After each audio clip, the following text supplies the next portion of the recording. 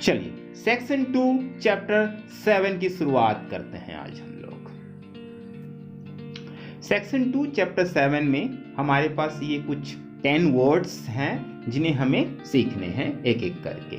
जिसमें सबसे पहला वर्ड है हैव, जिसका हिंदी पास है, दूसरा हैज, जिसका हिंदी पास है, और तीसरा हैड, जिसका हिंदी पास था, चौथा विल हैव, जिसका हिंदी पास होगा, देन लाइक प्लस ऑब्जेक्ट पसंद है, then like plus verb plus V1 पसंद है, देन लाइक प्लस ऑब्जेक्ट पसंद था, then like plus verb plus 1 पसंद था, देन अबाउट टू वाला, गोइंग टू वाला। वाला से मेरा मतलब है किसी तरह का काम करने वाला, ठीक है।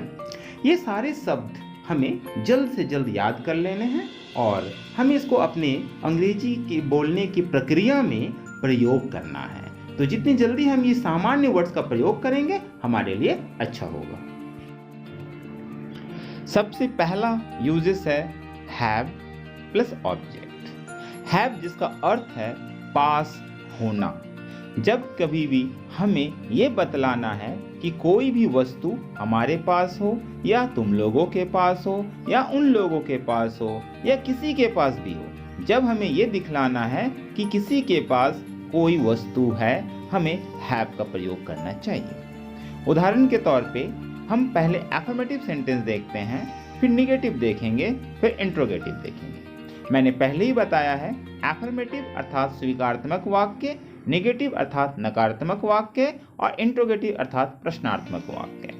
जब सेंटेंस में नहीं वर्ड रहता है तो वो निगेटिव होता है, अगर सेंटेंस में क्या वर्ड रहता है तो वो इंट्रोगेटिव होता है, और अगर सेंटेंस में नहीं और क्या दोनों ही नहीं होते हैं तो वो एफर्मेटिव सेंटेंस होते हैं। इनका एग्जाम्पल देखते हैं कि इन हिंदियों का इंग्लिश क्या होगा। पहला हिंदी है मेरे पास समय है, जो कि एफर्मेटिव सेंटेंस है, और एफर्मेटिव को बनाने के लिए हमें सबसे पहले लगाने होंगे सब्जेक्ट जो कि आई, उसके बाद पास, पास के लिए है हैव, आई हैव, और समय का अंग्रेजी होता है टाइम, तो अंग्रेजी बन गया पूरे सेंटेंस का आई हैव टाइम। नेगेटिव बनाने के लिए मेरे पास समय नहीं है, आई हैव नो टाइम। मेरे का हो गया आई, पास के लिए हो गया हैव, नहीं के लिए हो गया नो, और समय के लिए हो गया time, I have no time.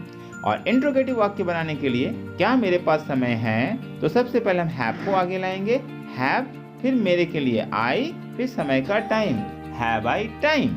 इस तरह से हमारा ये एग्जाम्पल्स बन गया। Next word is has plus object, जिसका हिंदी मीनिंग होता है पास होना। जिस तरह से हैव का प्रयोग है उसी तरह से हैज का है, सिर्फ डिफरेंस यही है कि हैव जो हमारा फर्स्ट पर्सन के साथ लगता है और सेकंड पर्सन के साथ लगता है, और हैज हमारे थर्ड पर्सन सिंगुलर्स के साथ लगते हैं। इतना ही अंतर है और बाकी सभी चीजें एक समान है। इसका उदाहरण देखते हैं। उसके पास एक घर है, he has a house। उसके पास एक घर नहीं है, he has not a house।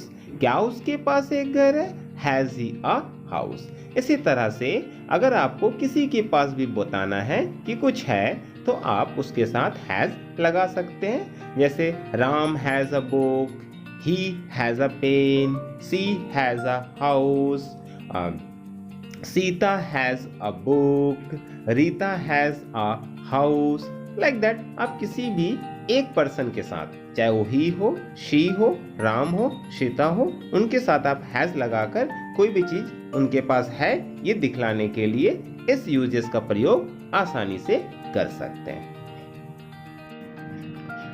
Third uses है हैड प्लस ऑब्जेक्ट, जिसका हिंदी होता है पास था। Affirmative, negative, interrogative. एग्जांपल्स देखते हैं। उसके पास पैसा था, he had money। उसके पास पैसा नहीं था, he had not money। क्या उसके पास पैसा था, had he money। जिस तरह से have और has का प्रयोग करते हैं हम लोग, उसी तरह से had का भी, लेकिन एक अंतर है। have और has हम लोग वर्तमान के वाक्यों के लिए बनाते हैं और had हम लोग पास्ट, भूतकाल के वाक्यों के लिए बनाते हैं। had मीन्स किसी भी तरह का वस्तु था, अभी नहीं है, या है इसकी सही जानकारी नहीं है। Number 4 uses is will have plus object. Hindi meaning is pass होगा, इसको हम लोग फ्यूचर में देखते हैं। जिस तरह से हैव एज प्रेजेंट होता है, हैड पास्ट होता है, विल हैव फ्यूचर होता है। एग्जाम्पल, तुम्हारे पास बंगला होगा मीन्स है या नहीं पता नहीं, था या नहीं था पता नहीं, लेकिन भविष्य में होगा ये श्योर है। तो तुम्हारे पास बंगला होगा, you will have a bungalow. तुम्हारे पास बंगला नहीं होगा, you will have not a bungalow. क्या तुम्हारे पास बंगला होगा, will you have a bungalow. Like plus object जिसका हिंदी होता है पसंद है, इसे हम लोग दो तरह से प्रयोग करते हैं, एक वस्तु के लिए भी और एक क्रिया के लिए भी। तो यहाँ हम लोग पहले वस्तु के लिए प्रयोग करते हैं। उदाहरण है, आपको घर पसंद है, यू लाइक हाउस। आपको घर पसंद नहीं है, you do not like house. क्या आपको घर पसंद है, डू यू लाइक हाउस। जब आप लोग पसंद से सेंटेंस बनाएंगे तो निगेटिव बनाने के लिए डू नॉट लगाएंगे और इंट्रोगेटिव बनाने के लिए डू को आगे ला देंगे। अच्छा, अब इस तरह से हम लोग बहुत अलग अलग तरह के सेंटेंस बना सकते हैं। जैसे मुझे देश पसंद है, आई लाइक कंट्री।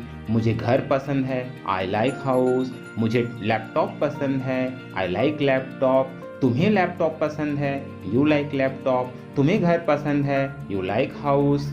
उन लोगों को घर पसंद है, दे लाइक हाउस। अच्छा, हम लोग लाइक प्लस ऑब्जेक्ट किसके साथ लगा सकते हैं, सभी सब्जेक्ट्स के साथ लगा सकते हैं।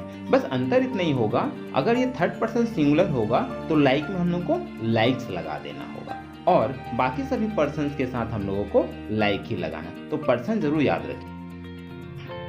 लाइक प्लस 2 प्लस V1 जिसका हिंदी पसंद है। लाइक का दो तरह से यूज होता है, एक वस्तु के लिए और एक क्रिया के लिए। जब क्रिया का साथ इसको यूज करेंगे तो हम इसमें TO2 का प्रयोग करते हैं और वस्तु के साथ TO2 का प्रयोग नहीं करते हैं। उदाहरण देखते हैं, राजा को लिखना पसंद है। इस सेंटेंस में लिखना एक क्रिया है और हम इस सेंटेंस में क्रिया का प्रयोग कर रहे हैं, इसलिए हम बोलेंगे राजा लाइक्स टू राइट। क्योंकि राजा यह नाम है तो मैंने राजा लिखा है। अगर राजा मीन्स किंग होता तो हम किंग लिखते हैं। नेगेटिव देखते हैं, राजा को लिखना पसंद नहीं है, Raja does not like to write. Raja चूंकि थर्ड पर्सन सिंगुलर है और इसके साथ हम लोग को नेगेटिव बनाने के लिए डज नॉट का प्रयोग करना पड़ेगा। इंट्रोगेटिव, क्या राजा को लिखना पसंद है, तो चूंकि राजा थर्ड पर्सन सिंगुलर है तो डज लगाना है, तो डज पहले। Does Raja like to write. इसी तरह से और भी एग्जाम्पल बन सकते हैं, जैसे तुम्हें लिखना पसंद है, यू लाइक टू राइट। हमें खेलना पसंद है, वी लाइक टू प्ले। आपको आना पसंद है, यू लाइक टू कम। तुम्हें कहना पसंद है, यू लाइक टू से। लाइक प्लस ऑब्जेक्ट जिसका हिंदी पास्ट था, पास्ट सेंटेंस। माँ को कपड़ा पसंद था, मदर लाइक क्लॉथ। नेगेटिव, माँ को कपड़ा पसंद नहीं था, इसमें डिड नॉट लगाएंगे तो mother did not like cloth. क्या माँ को कपड़ा पसंद था, तो डिड मदर लाइक क्लॉथ। तो जब इसका नेगेटिव बनाना होगा हम लोग डिड नॉट लगाएंगे, इंट्रोगेटिव बनाना होगा डिड को आगे लाएंगे, क्योंकि ये लाइक पास्ट है तो, और लाइक्ड को लाइक में भी बदली करेंगे। और एग्जांपल्स देखते हैं, तुम्हें मोबाइल पसंद था, यू लाइक्ड मोबाइल। उन लोगों को ट्यूबलाइट पसंद था, दे लाइक ट्यूबलाइट। आपको घड़ी पसंद था, यू लाइक्ड क्लॉक। आपको पंखा पसंद था, यू लाइक्ड फैन। तुम्हें गाड़ी पसंद था, यू लाइक्ड कार। तुम्हें घर पसंद था, you liked house. Liked plus V1 पसंद था, जैसे मुझे पढ़ाना पसंद था, आई लाइक टू टीच। मुझे पसंद नहीं था जो इसका निगेटिव है, तो यहाँ डिड नॉट लगा के बनाएंगे, I did not like to teach. क्या मुझे पढ़ाना पसंद था, तो इंट्रोगेटिव है तो डिड आगे आ जाएगा, did I like to teach. और जब डिड लगेगा तो जो लाइक्ड है वो लाइक बन जाता है। और एग्जांपल्स देखते हैं, आपको देखना पसंद था, यू लाइक टू वॉच। आपको बोलना पसंद था, यू लाइक टू स्पीक। उन लोगों को कहना पसंद था, दे लाइक टू से। आपको खाना पसंद था, यू लाइक टू ईट। आपको गाना पसंद था, यू लाइक टू सिंग। आपको कहना पसंद था, यू लाइक टू से। अबाउट टू प्लस V1 जिसका हिंदी वाला। ये है में भी बन सकता, था में भी बन सकता। है में बनाने के लिए हमें इज एम आर का प्रयोग साथ में करना पड़ेगा और था में बनाने के लिए was were का।